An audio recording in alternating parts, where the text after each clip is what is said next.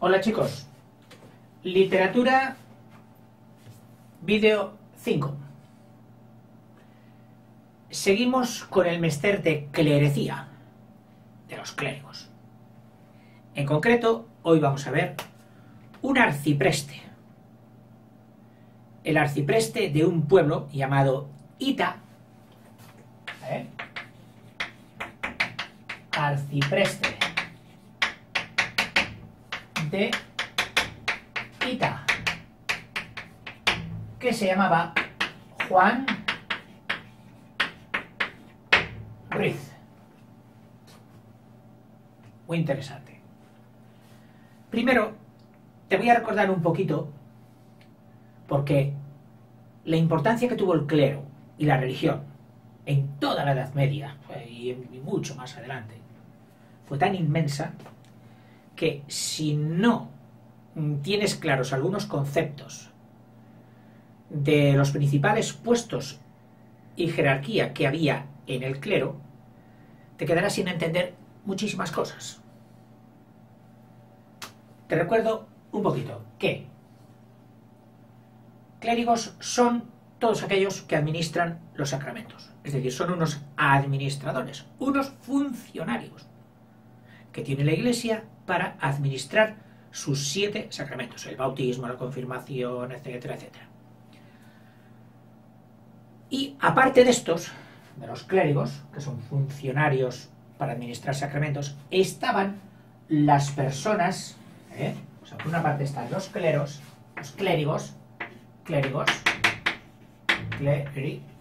y por otra parte estaban los frailes o religiosos.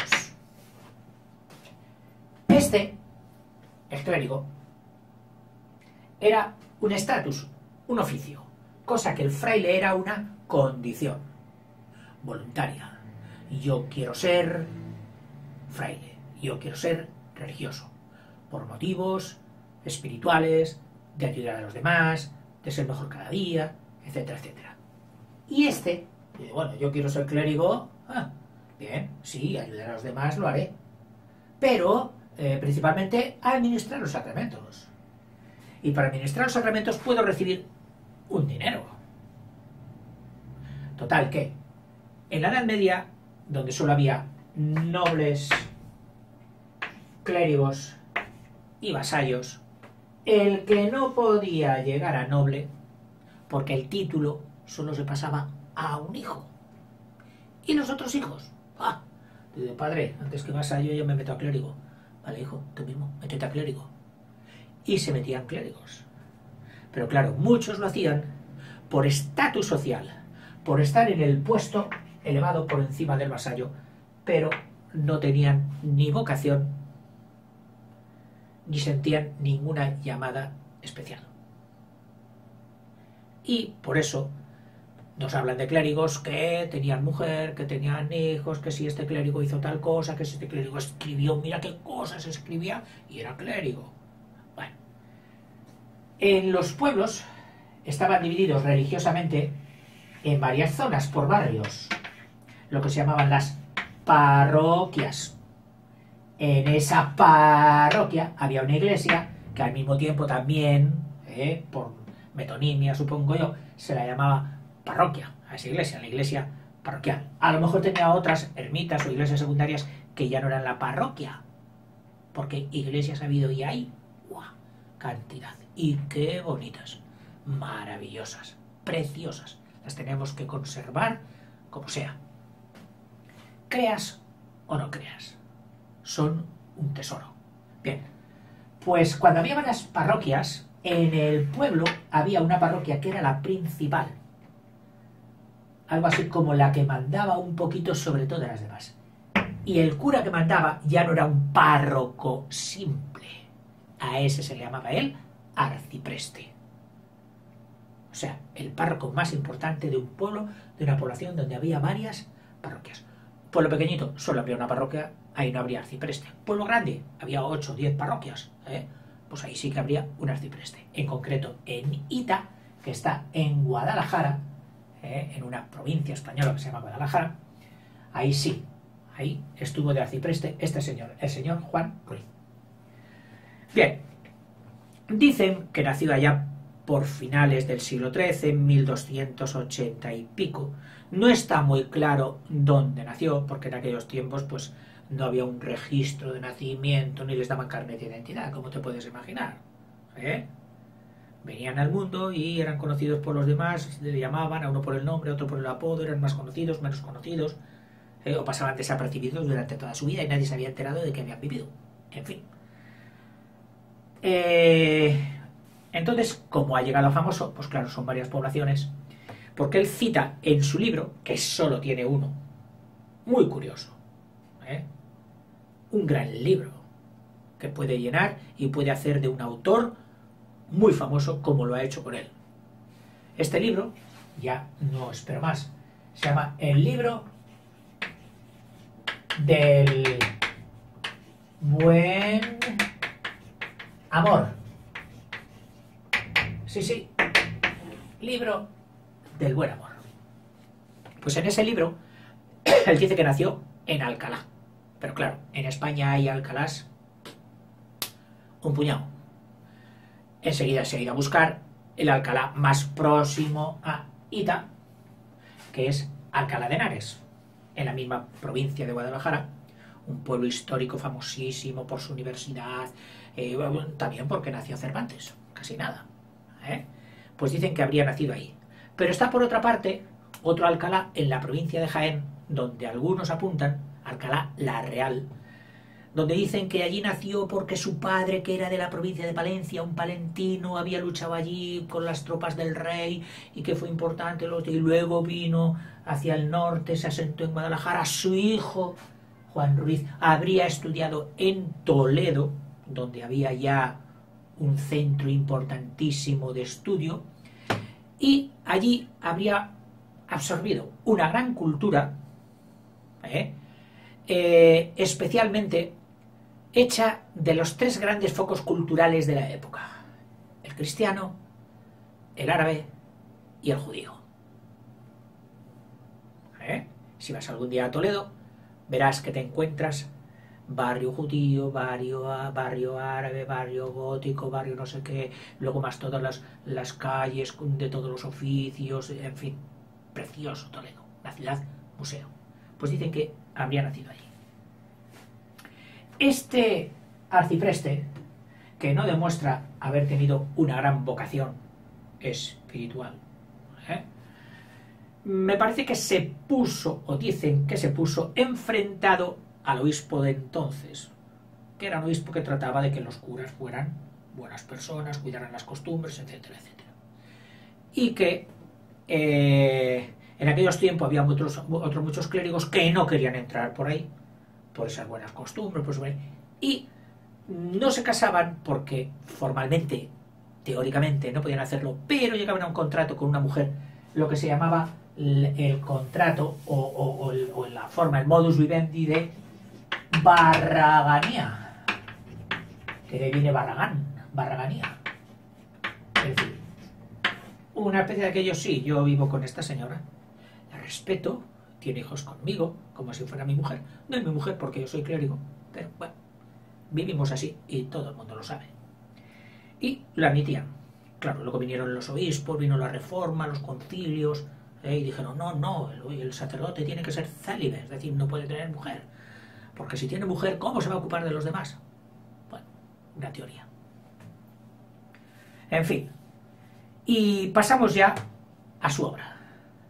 Dicen, bueno, que murió en el siglo XIV, hacia 1330 y tantos, porque se ha encontrado ya en el 1330 y tantos que ya hubo otro arcipreste, sería el que habría sucedido a Juan Ruiz, y por lo tanto se supone que, como era un cargo vitalicio que le duraba toda la vida, significaba que Juan Ruiz ya habría muerto. El libro del buen amor pertenece al mester de clerecía, contrapuesto al mester de juglaría, que ya hemos dado. Mester Clercía más culto, más sabio, utilizan muchas palabras traídas del latín culto, las castellanizan, las meten en el pueblo y en sus libros, hacen versos más cuidados, tratan temas más dispares, no solo las batallas, sino otros temas de tipo moral, de tipo sociológico, etcétera, etcétera. Dice que consta de 1700 estrofas, muchas de ellas en la típica aquella de cuaderna vía, aquella de 14 versos, de 14 sílabas en cada verso, que tenía en medio esa paradiña que era la cesura. Cesura, ahí significa corte, escisión. Este libro tiene muchísima complejidad.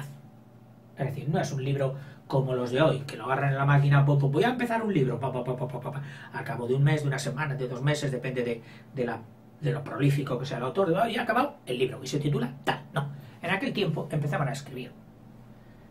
Luego seguían escribiendo, oye, pero ¿qué es de distinto tema? Coge otro papel, coge otro libro. No, se escribía en el mismo. Y pasados otros meses venía una aventura o un cuento, una novela y decía, ay, voy a escribir esto, ¿dónde? No, en el mismo libro. Y por eso salían unos libros que prácticamente eran la obra de una vida. Todo lo que ese autor había escrito. Como pasó en el libro anterior que te dije del libro de Alexandre, el libro de Alejandre. Pues algo así con el libro del buen amor. Es un libro que dicen que es la primera gran obra lírica.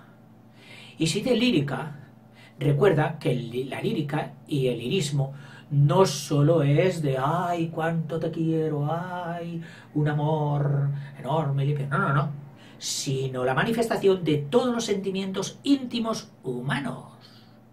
Incluso el del odio, el de la crítica, el de la amistad, el de la compasión, pero todos los sentimientos. Y eso es un libro lírico. Este sería un libro lírico. Dicen que el primer gran libro lírico de nuestra literatura. O sea que fue escrito durante muchos años. Hay quien opina que él lo escribió en la cárcel, igual que su paisano Cervantes, que escribió casi todo el Quijote en la cárcel. Comentan que este también lo ve. Y es que en la cárcel, por lo visto, se tiene mucho tiempo. Y entonces, al no estar distraído por otras cosas, y son capaces de producir grandes obras. ¿Por qué? Porque no tienen otras distracciones. Bueno, pero no vayas a la cárcel, o si vas algún día, que sea sin motivo.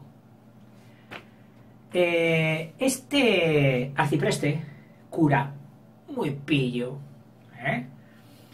presenta su libro como una autobiografía. Recuerda que una autobiografía era una palabra triple. Auto de sí mismo, bio de vida y grafía de escritura. Es decir, el que escribe su vida. Una autobiografía ficticia. Ficticia significa que no fue real. Es decir, que se la inventa, se la imagina. Aunque algunas aventurillas parece que sí tienen todos los visos de que fueran reales. O si no, al 100%, él luego las novelaba, las fabulaba. Es decir, las transformaba para dar más interés al público que podía leer su libro o podía escucharle. De esta manera, Juan Ruiz se va echando a amantes, mujeres, de todas las clases sociales. De las nobles, de las del clérigo, no clérigos, pero sí de su rama femenina, que eran las monjas, las dueñas, que se llamaban entonces, y de las del vulgo, de las vasallas o villanas, que eran las que vivían en la villa. Y a través de esos amores ficticios va retratando toda la sociedad. En la mayoría de las veces para dar palo, criticar todo aquello que veía deplorable, que veía malo, que veía poco noble. Intercala muchas formas literarias en su libro. En su libro hay fábulas, esa comparación de animales, historia de animales para sacar una conclusión didáctica o moral, apólogos, parecidos, serranillas, canciones hechas para las serranas, para las del pueblo, para las villanas, pastorelas, amor puro y cándido entre dos pastores, no contaminados, vamos, de aquellos del buen salvaje, que vendría luego de Rousseau. Alegorías, que son comparaciones pero muy largas, ejemplos. Las famosas cantigas, que te he explicado en los vídeos anteriores, tanto las que publicaban o llevaban de sitio a sitio los ciegos, que se ganaban la vida recitando poesías y les daban monedas, que eran las cantigas, como las que llevaban los jugulares. Y él ahí intercala de todo. Incluso también, como no, siendo cura, siendo arcipreste, intercalaba himnos religiosos, es decir, dedicados a los santos, a Dios, etc. Una de sus famosas alegorías, y que le dura mucho, y en aquel toma parte, fue que hizo una especie de matrimonio alegórico de Don Melón y Doña Endrina. Tú sabes de qué tamaño es un melón, y tú sabes de qué tamaño es una endrina o andrina, que dicen en otros sitios. En otros sitios incluso tienen nombres diferentes porque estos frutos silvestres, por cierto, que pertenece a la familia de las ciruelas, son realmente ciruelitas muy pequeñas, se ponen moradas y luego cuando las muerdes te sueltan una aspereza, pero bueno, cuando ya están maduras las suelen meter en licor, de alcohólico, y producen pues licores de pueblo, que es el pacharán y otros.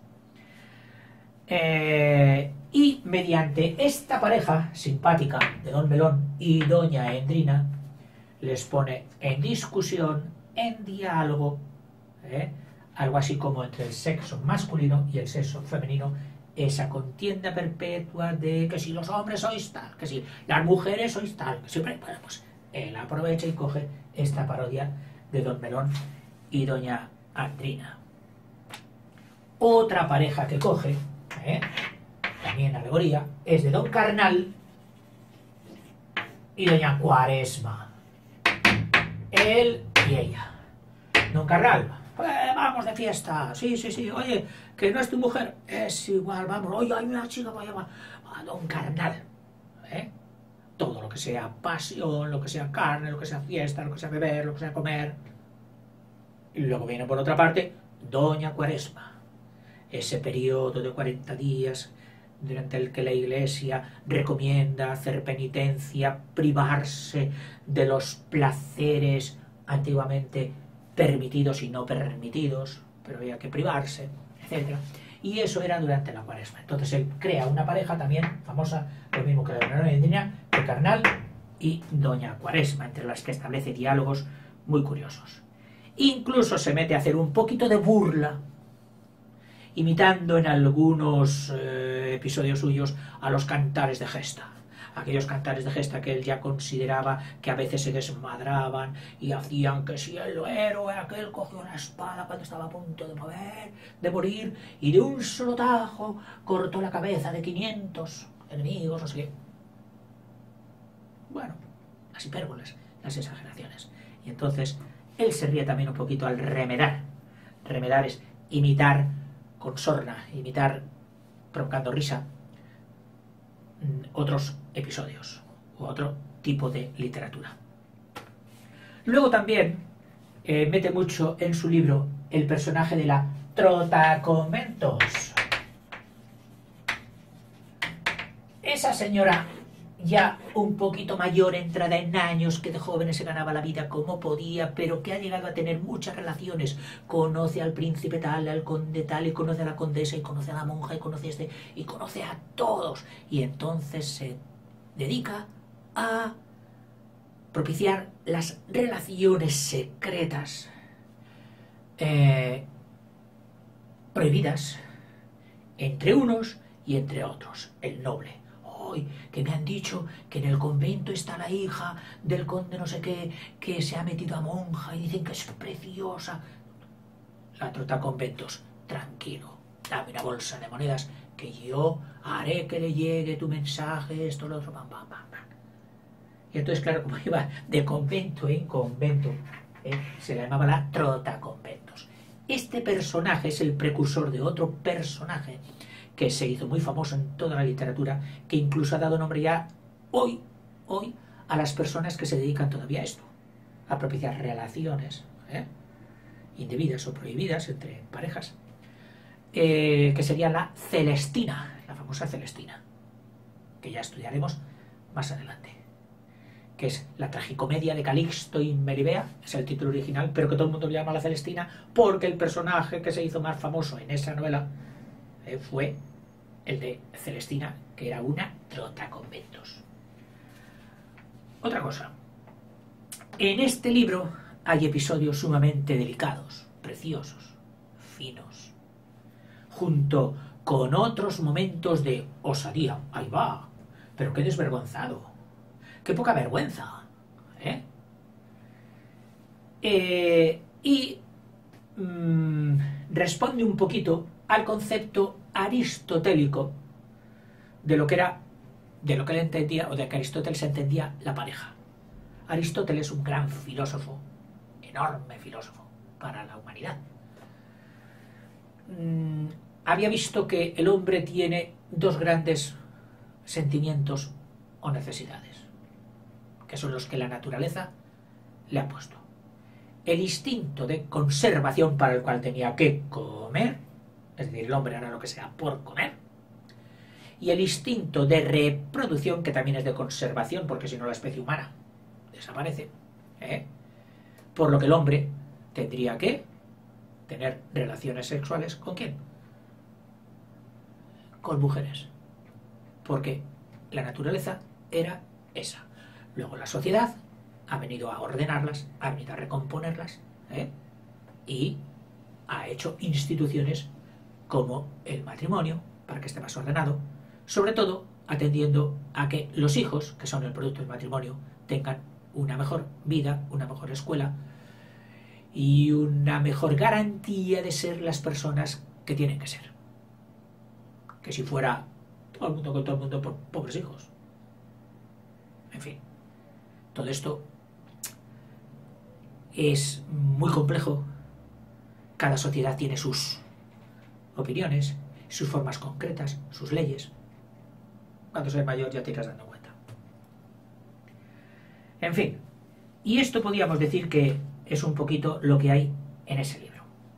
Para que veas la crítica que hace, aquí tengo casi todo en este libro, que es un tomo de la antología española. Una antología es una selección de la selección que ella supone que es la literatura. Lo que es literatura ya es una selección hecha por la gran masa humana de un país. Pues esta es una selección de la literatura. Y aquí pues están los principales libros, entre ellos está el libro de Buen Amor de Juan Ruiz. Pero como tengo aquí, en el libro escolar viejecico, tengo uno, pues lo voy a leer. Dice, leeremos algunas estrofas de esta sátira, crítica social, sátira, vertidas al castellano actual. Es decir, ya no están en el castellano viejo. Aquí sí, aquí en este libro gordo, está en el castellano viejo. Cuesta un poco más de leer, o mucho más de leer. Y hay palabras luego que te costaría comprender porque ya no son usuales o están en su forma arcaica, su forma antigua. Y hoy ya no las reconocemos con aquel traje, las reconocemos con el traje moderno. Pero esto ya que te voy a leer está en forma moderna. Dice, hace mucho el dinero, mucho se le ha de amar. Al torpe, al tonto, hace discreto. Hombre de respetar. Hace correr al cojo. Al mudo hace hablar. El que no tiene manos, bien lo quiere tomar.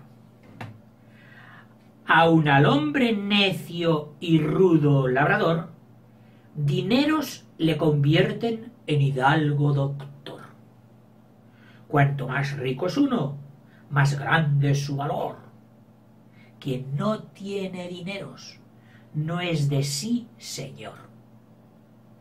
Yo vi en corte de Roma, do está la santidad, que todos al dinero tratan con humildad, con grandes reverencias, con gran solemnidad. Todos a él se humillan como a la majestad. El dinero quebranta las prisiones dañosas, fuera, rompe cepos y grillos, cadenas peligrosas. Al que no da dinero le ponen las esposas. Hace por todo el mundo cosas maravillosas. He visto maravillas donde mucho se usaba. Al condenado a muerte la vida le otorgaba. A otros inocentes muy luego los mataba. Muchas almas perdía, muchas almas salvaba. Hace perder al pobre su cabaña y su viña, sus muebles y raíces, todo lo desaliña. Por todo el mundo anda su sarna y su tiña. Donde el dinero juega, allí el ojo guiña. Él hace caballeros de necios aldeanos, condes y ricos hombres de unos cuantos villanos. Con el dinero andan los hombres muy lozanos. Cuantos hay en el mundo le besan hoy las manos. Yo he visto a muchos monjes en sus predicaciones denostar al dinero y a las sustentaciones, pero al fin, por dinero otorgan los perdones, absuelven los ayunos y ofrecen oraciones. En resumen lo digo, entiéndelo mejor, el dinero es del mundo el gran agitador. Hace señor al siervo y siervo hace al señor. Toda cosa del siglo se hace por su amor. Esta es una sátira de tantos que hay en el libro del buen amor. Un gran libro, no solo de la literatura española, sino de la literatura mundial y europea. De Juan Ruiz, el arcipreste de Lleida. ¿De acuerdo? Acuérdate, sigue investigando, sigue leyendo y disfrutarás mucho más. Hasta luego.